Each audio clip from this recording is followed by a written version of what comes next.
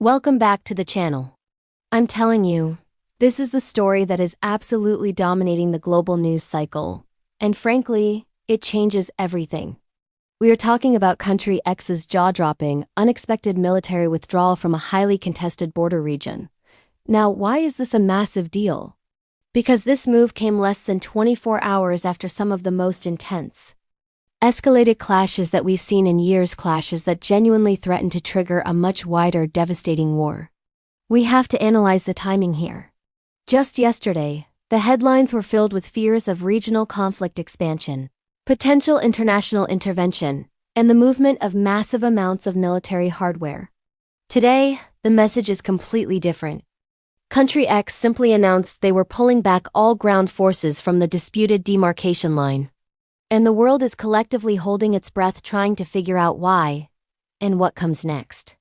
This decision has sent immediate shockwaves through the diplomatic corridors of power, the global financial markets, and the defense ministries of every major nation. World leaders are scrambling, desperately trying to coordinate a response to this sudden and massive shift in geopolitical equilibrium. We are seeing emergency sessions being called at the UN Security Council, and closed-door meetings happening across Europe and Asia.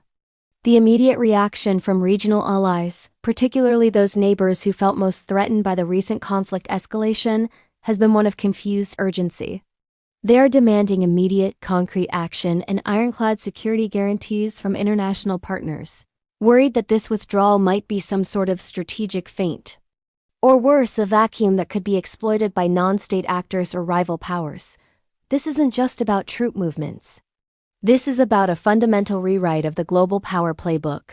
Analysts, and we've been talking to several top experts, are already labeling this withdrawal as a massive potential game changer. Why? Because the implications stretch far beyond that immediate conflict zone. We are talking about trade routes being instantly affected, defense alliances being suddenly tested and potentially reconfigured, and, crucially, the immediate safety and long-term stability of the civilian populations caught in a crossfire. Let's dive into what this means for the global economy. As soon as the news hit the wire, the markets reacted violently. We saw volatility spiking across the board. Energy prices, particularly oil and gas, which were already inflated due to the conflict threat, immediately dropped, though they remain jittery.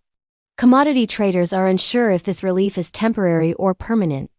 Meanwhile, the stocks of defense contractors and military suppliers saw sharp dips, while industries reliant on stable global supply chains, like technology and manufacturing, experienced a cautious but noticeable bump. This rapid shift highlights how deeply interconnected geopolitical stability is with economic performance.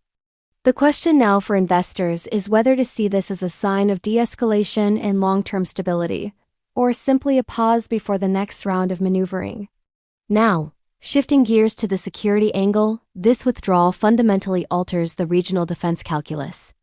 The alliances that were built specifically to contain Country X's perceived aggression are now facing an existential crisis. If the threat is receding, what is the purpose of those alliances? Should they pivot to focus on other security challenges, or maintain their structure in case this is merely a temporary tactic? The speed of this event is forcing allied nations to accelerate their strategic reviews, trying to decipher Country X's true motivations. Is this a genuine move toward peace, or is it a calculated attempt to gain the moral high ground and reposition forces for a different, perhaps more impactful future action? We simply don't have those answers yet, which is why the uncertainty is so pervasive. One of the most critical aspects we must focus on is the safety of the civilians living in that disputed border region. These are the people who have lived under the immediate shadow of war for months, if not years. Their lives have been defined by the proximity of two massive, heavily armed military forces. While a withdrawal might seem like an immediate relief, it also creates a massive security vacuum. Who steps in to maintain order? Are humanitarian corridors now truly safe? And most importantly, will the basic services, food, water, medicine be restored quickly? The international community must prioritize ensuring that this withdrawal doesn't simply trade one form of danger for another. Protection for displaced persons and refugees must be paramount in all diplomatic discussions moving forward. As this story unfolds, the focus is intense on the diplomatic channels. The next 48 to 72 hours will be crucial.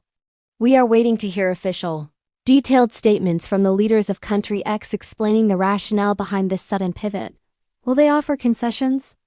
Will they demand reciprocal actions? And perhaps most importantly, we need to hear from the international mediators who have been working tirelessly behind the scenes. This may be the moment where quiet diplomacy finally breaks through the noise of conflict. We are entering a phase of extreme fluidity in international relations. The map is being redrawn, not with treaties, but with a single, unexpected decision to move troops. This isn't just a regional event. It's a global signal about the changing dynamics of power and influence.